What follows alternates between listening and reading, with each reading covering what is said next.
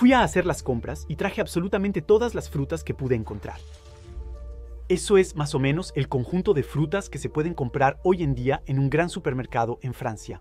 La gran variedad de opciones de uvas es algo muy reciente, ya que antes no había tanta disponibilidad.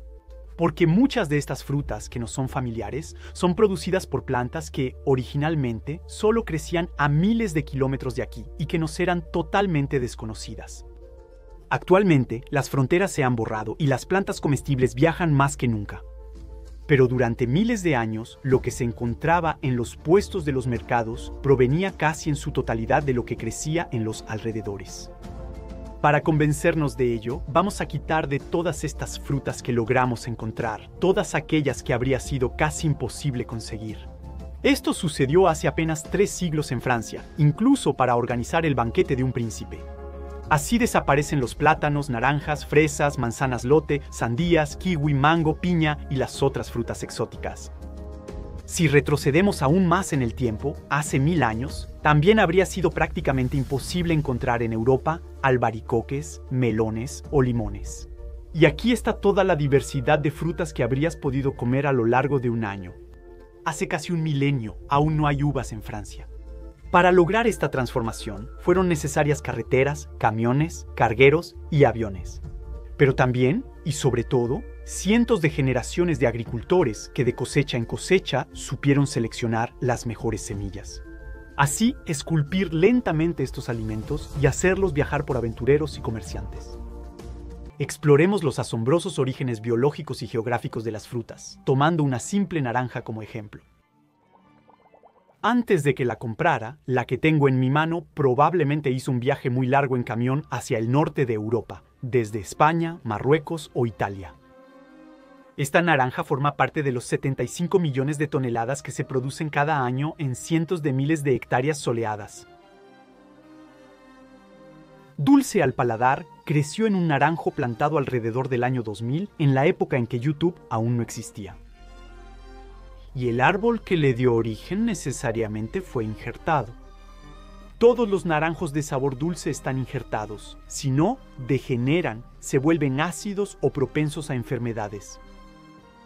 En las plantaciones, para producir naranjas dulces, se injertan pequeñas ramas de naranjos con buen sabor en otros árboles. A menudo, un pie de naranjo amargo prende y crece. Los naranjos de las grandes plantaciones son cuerpos compuestos, una especie de plantas Frankenstein, totalmente naturales. Pero se puede rastrear el origen de esta naranja dulce aún más atrás, ya que sus frutos solo aparecen en Europa en el siglo V, cuando llegan por barco a los puertos de Génova y Lisboa.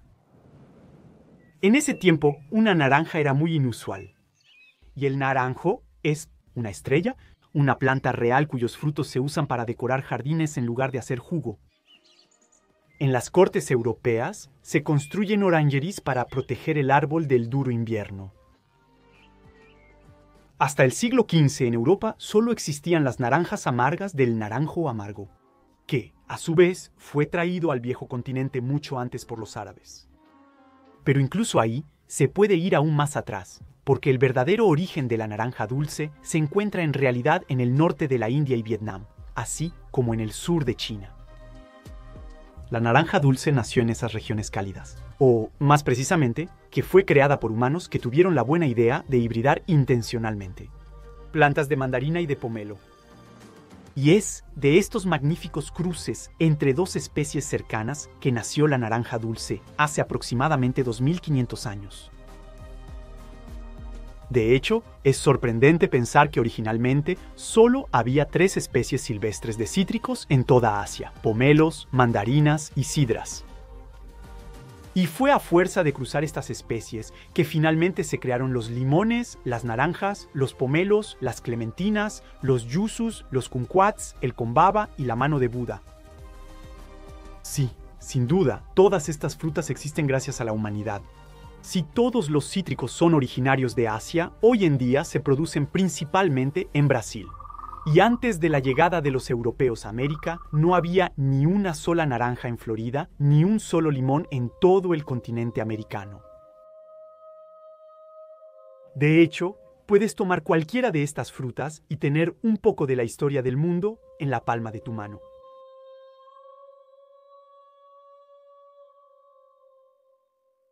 Toma un kiwi, míralo bien. Previo a los 70, ver uno en Europa era inusual. Si a esta fruta se le llama kiwi, es porque se parece un poco al extraño pájaro del mismo nombre que solo se encuentra en Nueva Zelanda. Pero para ser honesto, no veo el parecido. De hecho, a diferencia de las aves, el kiwi, la fruta, no llegó a estas islas volcánicas sino hasta poco antes de la Primera Guerra Mundial. Así que no había ninguna de estas frutas en Nueva Zelanda hace poco más de un siglo. Originalmente, la liana que da el kiwi, porque sus frutos crecen en lianas que no se llaman kiwitier. Pero el actínido fue domesticado en China hace casi 2000 años. En un tiempo cuando el Imperio Romano dominaba Europa al otro lado del mundo. En realidad, estar relativamente habituado a la existencia de todas estas delicias es una novedad. Hubo un tiempo en que probar o simplemente estar en presencia de una piña provocaba emociones sumamente intensas. El corazón se aceleraba con suspiros de admiración y fascinación. Al mismo tiempo, hay que reconocer que la piña es realmente extraña. Si nunca han visto cómo es una plantación, aquí tienen unas imágenes. Contrario a lo que la pizza más odiada por los italianos sugiere. Esta fruta no viene de Hawái, sino del sur de Brasil, donde los pueblos tupí-guaraní domesticaron bromelias, en la época en que los griegos entraban en la Edad de Hierro. Durante siglos, mucho antes de la llegada de los europeos, la piña pasó de mano en mano, de boca en boca. Y cuando en 1493 Cristóbal Colón desembarca en América por segunda vez, la piña ya ha recorrido miles de kilómetros al grado de que se encuentra en el Caribe. Para los indígenas que viven ahí, era un regalo de bienvenida. Y volvió completamente locos a los europeos. La fruta fascina, pero el problema es que no le gustan los viajes en barco. Demasiado frágil, la planta no da frutos fuera de los trópicos. En el Renacimiento la fantasía cautivó a nobles y burgueses, quienes soñaban con ella. La peinan y esculpen, pero nadie la come. Esta especie de piña coronada, que de hecho le da su nombre, pineapple, pomme de pin en inglés, piña en español, se convierte entonces en un mito, el rey de las frutas. En los siglos XV y XVI, los europeos lo esparcen por todas partes en los trópicos, pero en Europa no crecen, ni siquiera en las orillas del Mediterráneo. En el siglo XVII, los holandeses lograron cultivarlos en invernaderos calefaccionados. Los ingleses siguen el ejemplo y construyen orangeries para piñas. Para madurar una sola fruta suele requerirse casi 3 años. 3 años de cuidados atentos, de temperaturas tropicales simuladas bajo invernaderos de vidrio alimentados continuamente con estiércol. Un trabajo titánico que da una producción ridícula. Tan es así que la piña en esa época es tan cara de producir que algunas frutas pueden valer lo mismo que una pintura. Pero la mayoría de las veces no se come la piña, se renta. Sí, escucharon bien. Para impresionar a los invitados. Se renta una piña, como se rentaría un auto de lujo para una boda. La fruta pasa de salón en salón, estrella de un baile, invitada especial de una cena, hasta fermentar finalmente. Y se representa en todas partes. En el Reino Unido, las piñas reinan en oro sobre las torres de la Catedral de San Pablo, en Londres. En Irlanda, incluso se construyen edificios enteros con su efigie. Luis XIV mandó cultivar una en Versalles, solo para demostrar que los jardines del Rey Sol pueden hacer crecer cualquier cosa. El rey prueba la fruta, pero la encuentra demasiado fibrosa. Sin embargo, la fruta no está para deleitar el paladar, sino a los transeúntes. En resumen, durante casi 2 siglos, la piña en Europa fue más un símbolo que una fruta. Actualmente, esta joya sigue representada en la decoración y la cultura pop. Para prueba, Bob Esponja vive dentro de una. Pero el fruto más producido y más consumido de todos es ella, la banana. En el mundo, cada año se comen alrededor de 100.000 millones. Las bananas no son originarias de África, sino de Papúa Nueva Guinea. La planta que produce estas maravillas, el banano, no es realmente un árbol pequeño, sino una hierba gigante que tiene una flor alucinante. Lo que ven ahí es en realidad una inflorescencia. Las flores son esas cositas blancas y amarillas en la base, que en la naturaleza, después de ser polinizadas, a menudo por mariposas esfinge, murciélagos o colibríes, dependiendo del continente, se transforman en plátanos. Y un racimo de plátanos puede soportar hasta 200 frutos. A pesar de su desconcertante banalidad, el plátano asombra. Cuando uno se fija en la diversidad de variedades que existen en casi todas partes de los trópicos, se cuentan no menos de 1500 variedades diferentes, pequeñas, grandes, rojas, azules. La mayoría se comen crudas y dulces, pero algunas, como el plátano macho, se cocinan y se comen saladas. Pero a pesar de esta gran diversidad, solo hay una variedad que se exporta masivamente en todo el mundo, la Cavendish, el plátano perfecto, porque la Cavendish no necesita polinización. En su caso, la flor se llena espontáneamente de pulpa suave. Así que no hay semillas, no hay huesos, solo pulpa. Además, esta variedad crece a la altura de una persona, así que es fácil de cosechar. Tiene justo la curvatura adecuada para caber en las cajas. Se mantiene firme cuando está verde, soporta los viajes en barco y termina de madurar al llegar a su destino. Además, sabe bien y a todos les gusta. En resumen, lo tiene todo para gustar, excepto que la Cavendish tiene un gran defecto. Al no tener semillas ni pepitas, es estéril. Así que todos los plátanos que comemos son producidos por clones a partir de estos brotes. Por lo tanto, todas comparten el mismo patrimonio genético, fortalezas y debilidades. Si una enfermedad las afecta muy rápidamente, toda la producción mundial se ve impactada. Y eso es exactamente lo que está sucediendo debido al hongo Fusarium oxysporum que está atacando a la Cavendish. Y que nada ni nadie ha logrado detener, porque sin diversidad genética, esta variedad de plátano no tiene un plan B. Así que, en ausencia de un tratamiento eficaz contra el hongo, la Cavendish corre el riesgo de desaparecer prácticamente muy pronto. En la actualidad, a nivel mundial, se exploran y combinan diversas opciones para hallar la siguiente elegida, pero hasta el momento no existe ninguna. Esta película catastrófica que se está desarrollando ante nuestros ojos es en realidad un remake.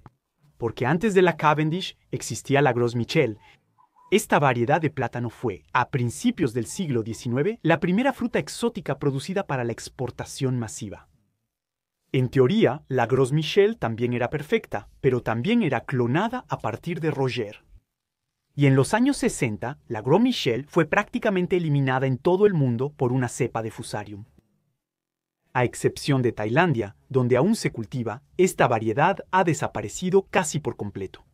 Y si quieres darte una idea del sabor de esos plátanos sin ir al sudeste asiático, solo tienes que probar un yogur con saborizante. Porque el aroma artificial de plátano es de la Gros Michel y no de la Cavendish. Es posible que muchos de ustedes nunca hayan probado la vainilla auténtica. La vainilla es originaria de México, no de Madagascar. Eso no altera su sabor, pero sí transforma por completo su vida sexual. Porque en México, la vainilla desarrolló una relación exclusiva con una abeja, una pequeña abeja local, que es la única especie capaz de polinizarla de manera natural.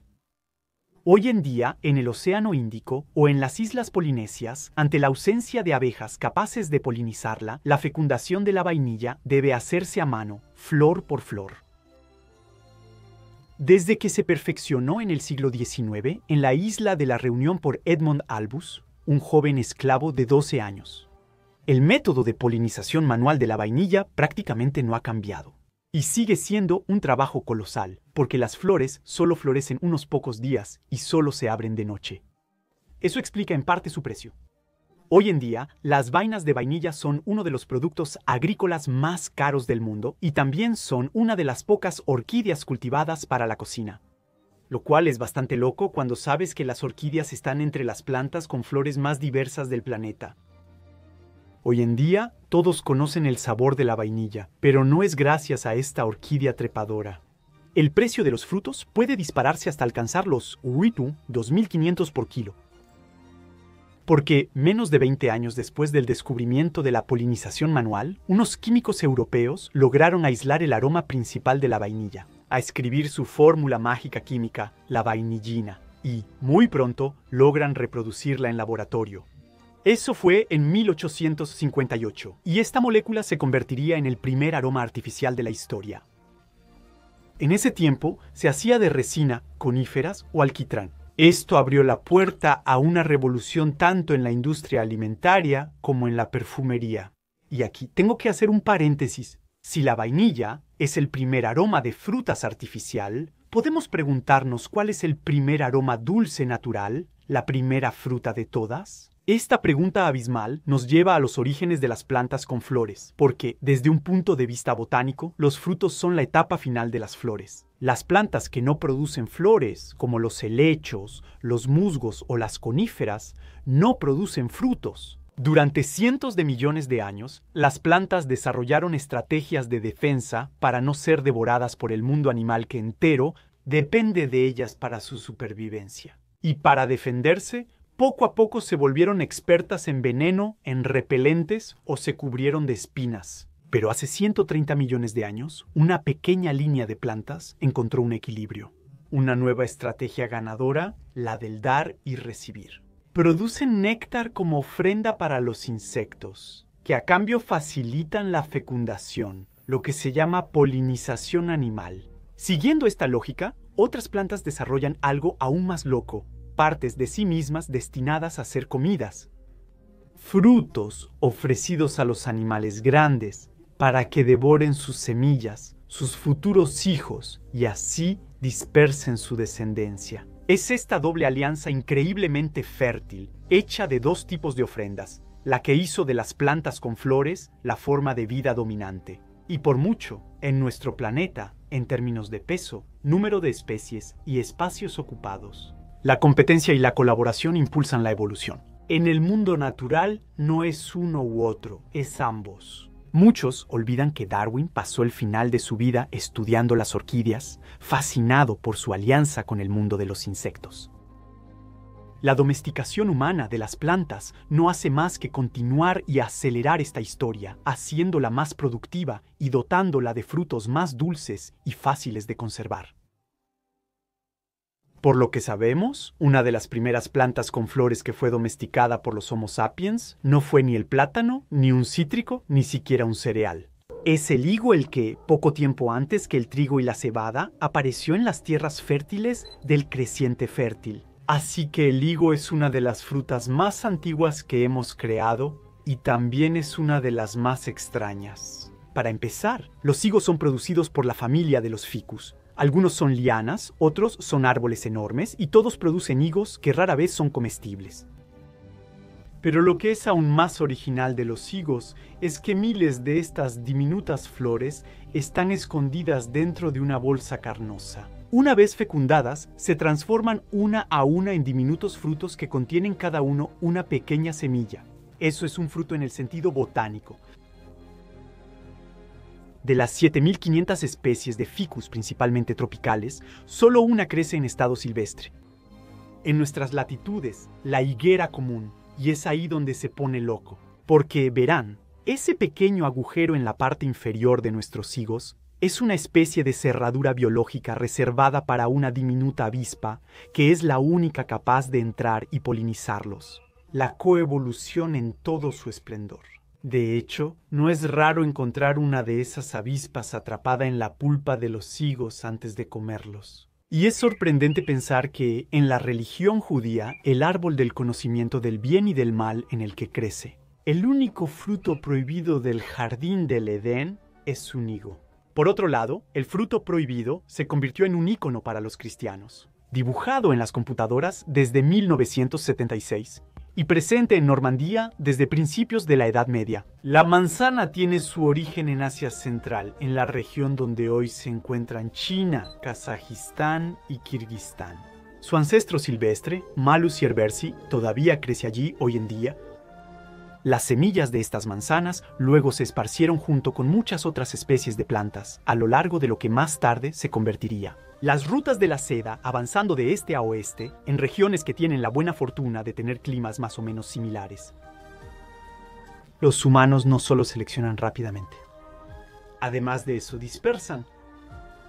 El duraznero original fue transportado por las mismas rutas comerciales, desde China hasta la India y luego hacia el Medio Oriente. Se cree que Alejandro Magno fue quien trajo el durazno al Mediterráneo antes de su conquista de Persia, de ahí su nombre científico Prunus persica. El durazno es originalmente de China, país que sigue siendo, por mucho, el principal productor mundial. El albaricoque pertenece a la familia de las rosáceas, al igual que la manzana, la pera y el durazno. Y como esta última es originario de China. Bajo la piel aterciopelada de esta fruta viajera, que ama los climas cálidos y cuyo sabor recuerda al verano, se esconde una historia larga, como la ruta de la seda.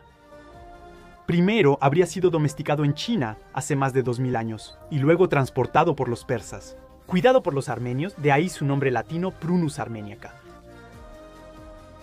Y finalmente esparcido por el viento, avanzando de este a oeste por Alejandro Magno y los árabes. El albaricoque llega a Europa durante el Renacimiento a través de la España musulmana. No fue hasta el siglo XVII que el espárrago conquistó realmente Francia, hallándose en abundancia en los huertos de los jardines de Luis XIV. El mango, que es el antojo de mucha gente, es originario de la India y hasta hoy sigue siendo producida principalmente en ese país, que asegura el 60% de la producción mundial. Si la piña es el rey de las frutas, el mango es su dios. Los majestuosos árboles de mango han echado raíces en todas las tierras tropicales y subtropicales del planeta. Tanto así que, en muchas de estas regiones, se decía que durante la temporada de mangos, que dura entre 2 y 4 meses, el hambre no existe. Imaginen que un solo árbol de mango puede producir hasta 350 kilogramos de estas maravillas al año. Actualmente, de las 400 variedades de mangos existentes, solo una pequeña decena se comercializa en Europa, lo cual es realmente poco. Esta imagen muestra todas las variedades de mango que crecen en la isla de Hawái. Entre todas las frutas que consumimos, las que tienen la historia más inesperada, épica y mundial quizás sean las fresas. Seguramente conocen las fresas silvestres Fragaria vesca, que se encuentran en casi toda Eurasia y América del Norte en los bordes de los bosques. Naturalmente, uno pensaría que fueron ellas las que debieron ser domesticadas para dar vida a esta estrella mundial. Helados, tartas y sabores artificiales. Para nada. De hecho, las fresas que consumimos son el resultado de la hibridación de otras 2 fresas silvestres, una de Sudamérica y otra de Norteamérica. La primera, Fragaria chiloensis, viene, como su nombre lo indica, de Chile y fue traída en secreto por un sabio y espía que trabajaba para el conde de Luis XIV y cuyo nombre estaba destinado a entrar en la historia, o al menos en esta, Amédée François Fressier. Desafortunadamente para él y afortunadamente para nosotros, Fressier solo trajo de su viaje plantas femeninas de la fresa de Chile. Por lo tanto, no daba frutos ni en el jardín del rey ni en su jardín de Plougastel. Afortunadamente, ya crecía otra variedad de fresas en el jardín de Fressier.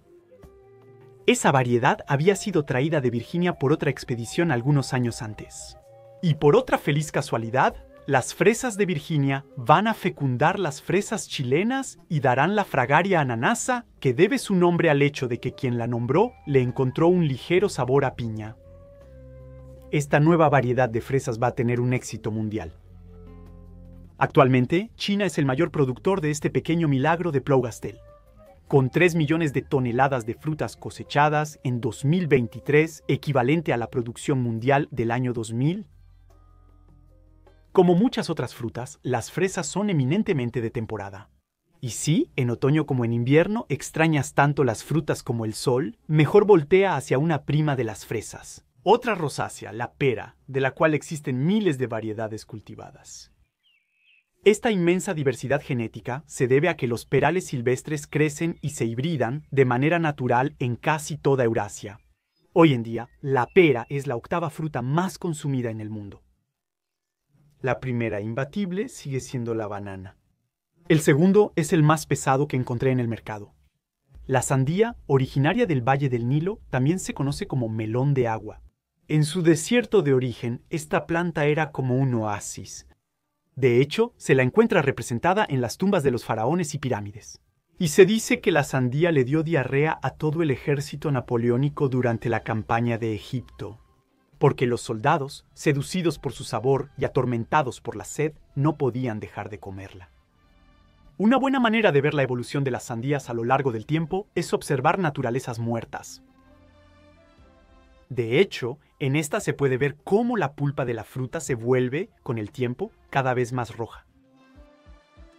Hoy en día existen sandías sin semillas e incluso sandías cuadradas. No hay manipulación genética ni brujería detrás de esta técnica de producción que viene de Japón. Simplemente basta con hacer crecer las frutas en una jaula. Compuesta en un 90% de agua, la sandía tiene la extraña particularidad de poder, como los líquidos, tomar casi perfectamente la forma de su recipiente. Mucho menos maleable en su forma, el melón proviene originalmente de África tropical, donde en su versión original es muy pequeño y amargo. Y luego, en el siglo V antes de nuestra era, los egipcios lo seleccionan y logran obtener frutos más grandes y más dulces. 5 siglos después, se encuentra en el sur de Italia y empieza a volverse francamente dulce. Luego hay que esperar casi 1300 años antes de verlo llegar a Francia, después de que Carlos VIII los trajera de Nápoles. Se cuenta que la pasión desmedida por esta fruta le costó la vida al Papa Pablo II en 1470 y luego a Clemente V, segundo XVI, en 1605. Varios textos cuentan, de hecho, que en la buena temporada los más afortunados podían comerse 3 o 4 en una sola comida, con a veces terribles consecuencias para los intestinos cansados. Las cerezas tienen algo notable. Se cuentan más de 600 variedades diferentes, todas descendientes del cerezo silvestre, también llamado Mericia prunus avium. Los descubrimientos arqueológicos atestiguan la presencia y el consumo de estas frutas en Europa desde la época neolítica. Las cerezas silvestres, llamadas mérices, son dulces, pero amargas, sin acidez. Se piensa que su primera domesticación tuvo lugar en la región del Cáucaso y de Anatolia. Desde la Alta Edad Media, los cerezos se cultivan en Francia por sus frutos, pero también por su madera preciosa. Muy estacionales, las cerezas se asocian con el mes de mayo, aunque los cruces recientes con cerezos silvestres han permitido extender la cosecha hasta pleno verano. Es información fundamental que debo compartirles. Existe un deporte que consiste en escupir huesos de cereza lo más lejos posible. El récord mundial es de 28 metros. Usted haga con eso lo que quiera.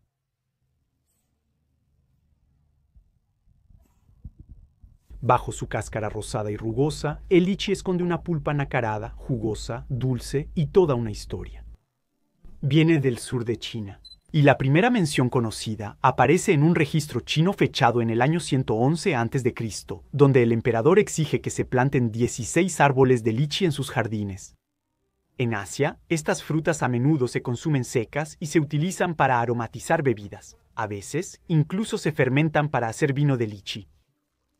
En Europa, hasta el siglo XVII, los naturalistas comenzaron a informar sobre la existencia del lichi, introducido en 1764 en La Reunión. Poco después, se encontró creciendo en la gran isla de Madagascar.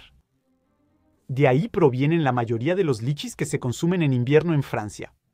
Aunque la producción china sigue siendo hoy, en volumen, 10 veces mayor que la de Madagascar. Sigamos con las frutas que crecen en racimos, enfocándonos en la historia de la uva, que desde su origen está ligada a la del vino. Ocupaba un lugar privilegiado entre los egipcios, hebreos, fenicios, griegos y romanos, quienes implantaron la famosa liana. En Francia, sí, el buen vino era primero italiano. Parece que la vid silvestre fue domesticada originalmente en la región del Cáucaso y del Cercano Oriente, poco tiempo después de que se empezara a cultivar trigo y cebada, lo que significa que la cerveza probablemente existió antes que el vino. Una de las particularidades de la uva y su transformación en alcohol es su capacidad de haberse vinculado con lo sagrado, sobre todo en la religión católica en la que representa la sangre de Cristo. En el siglo XIII toda la orilla izquierda del Sena, dentro del recinto de la ciudad de París, está dedicada a la vid. Y harán falta varias hambrunas para que estas plantaciones sean reemplazadas por trigo. En el siglo XIX, la producción francesa de uvas es arrasada por la filoxera, un pulgón devastador y parásito de la vid que vino de América. Y es sorprendente pensar que las explotaciones se salvaron gracias al uso de injertos americanos resistentes a los patógenos, y de las cuales prácticamente todas las vides descienden, haciendo que los racimos de uvas de nuestros terruños sean verdaderos frutos de la globalización. Al igual que la ciruela, Prunus domestica es una fruta de hueso, prima de los duraznos y los albaricoques. Pero también es un falso amigo porque, a diferencia de esas dos, no viene de China. De hecho, las ciruelas se cultivan desde hace milenios en Europa y Asia Occidental. Plinio el Viejo menciona varias variedades de ciruelas en su Historia Natural, destacando su diversidad y popularidad. Probablemente los romanos fueron de los primeros en introducirla desde Siria, donde ya era apreciada. Pero sobre todo, fueron los cruzados quienes trajeron los ciruelos de Damasco en la Edad Media. Y a partir de estos árboles se crearán en Europa variedades como la mirabel, la quech y la ciruela dente, que una vez seca se convierte en la famosa ciruela pasa de Aguín, que se conserva bien y facilita el tránsito. Para mí, McQueen sigue siendo la reina. Claude, verde, dulce y con la piel ácida. Y que, introducida en Francia en el siglo XVI, debe su nombre a Claudia de Francia, la esposa de Francisco XVI. La frambuesa no lleva el nombre de una reina, y sin embargo lo merecería. Originaria de Europa y de Asia templada y fría, donde se encuentra desde Turquía hasta Siberia, pasando por China y Japón. Los griegos y los romanos que la adoptan la usan a menudo en la medicina por sus propiedades astringentes y diuréticas. Y sí, las frambuesas ayudan a orinar, yo no lo sabía. En la Edad Media, estas frutas son cada vez más apreciadas y se encuentran en muchos jardines monásticos y reales. Aunque el cultivo de la frambuesa se ha desarrollado casi en todas partes donde es posible a lo largo de los siglos, como los frutos son frágiles y los rendimientos relativamente modestos, la producción sigue siendo limitada en volumen. Debido a que las frambuesas se congelan bien, se usan mucho en repostería todo el año. De hecho, lo más sorprendente es que, a pesar de toda la riqueza de lo que traje, hay que reconocer que esta sigue siendo bastante pobre, en comparación con la inmensa diversidad de frutas que existen en el mundo, y especialmente en los trópicos. Porque la exuberancia de las regiones ecuatoriales le ha ofrecido a la humanidad un campo de posibilidades y delicias vertiginosas en términos de domesticación. Pero sus tesoros suelen permanecer confinados en esas regiones cálidas y húmedas, porque a menudo son difíciles de exportar o simplemente relativamente ignorados. Las frutas de las que hablaré ahora viajan poco. Y si algunos probablemente les son muy conocidos, apuesto lo que sea a que hay algunos de los que nunca han oído hablar. Comencemos por los más usuales, aquellos que se consumen poco en Europa. Los higos chumbos obtienen su nombre del que los romanos le dieron al Magreb. Aunque los tres principales productores mundiales hoy en día son Marruecos, Argelia y Túnez, el higo chumbo no proviene en absoluto de esa región. En árabe su nombre significa higo de los cristianos, pero eso es una pista falsa. De hecho, la planta donde crecen estos frutos no es una higuera, sino un cactus. Su nombre científico, Opuntiaficus indica, puede ayudarnos a entender mejor, porque indica hace referencia a las Indias y por lo tanto a las Américas. En México, su tierra de origen, el cactus que produce estos frutos, incluso está presente en la bandera del país. En otros lugares se podría prescindir de él, porque hoy en día la planta es considerada una especie invasora en muchas regiones desérticas del planeta donde ha sido introducida, como en Australia, Hawái, Sudáfrica, Madagascar y la cuenca del Mediterráneo.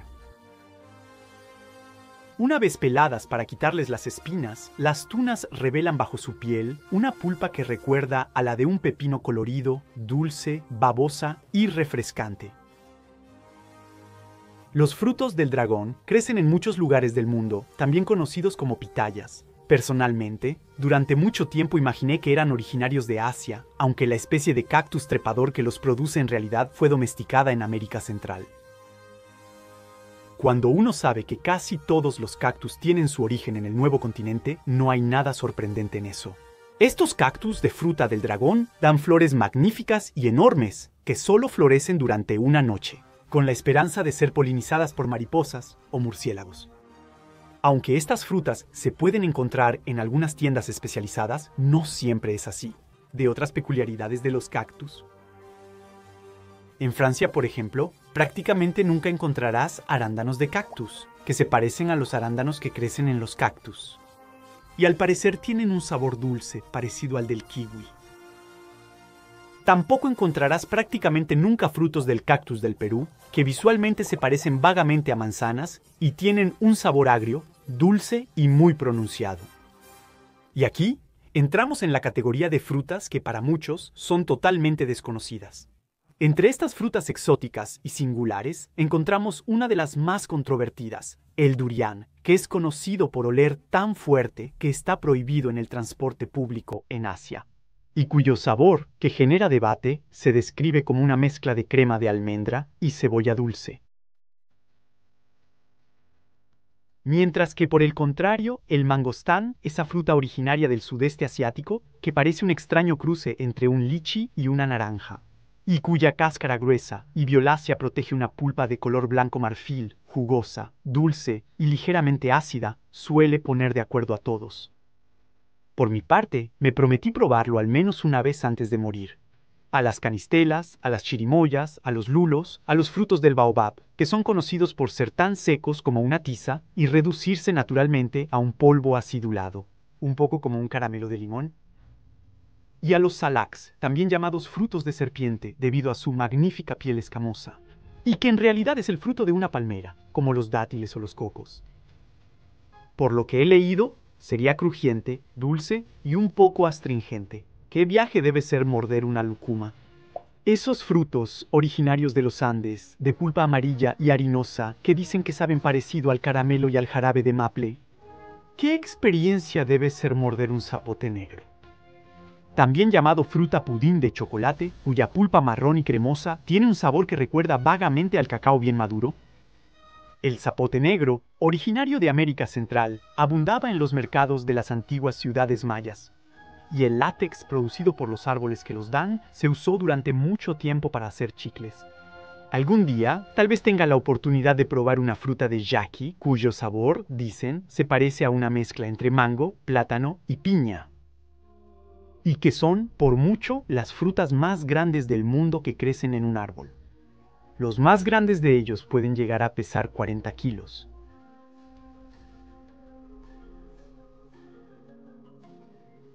Es probable que haya omitido mencionar algunas frutas inusuales o poco comunes.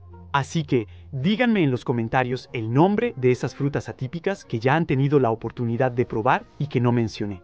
Y también, me daría curiosidad saber cuáles ocupan los primeros lugares en su panteón personal y cuáles los han decepcionado o les resultan indiferentes. En mi caso debo decir que es la papaya madura. Me parece que esta fruta, que fue domesticada hace más de 4000 años en América Central, es la única cuyo sabor y textura son mucho más interesantes. Antes de que haya madurado.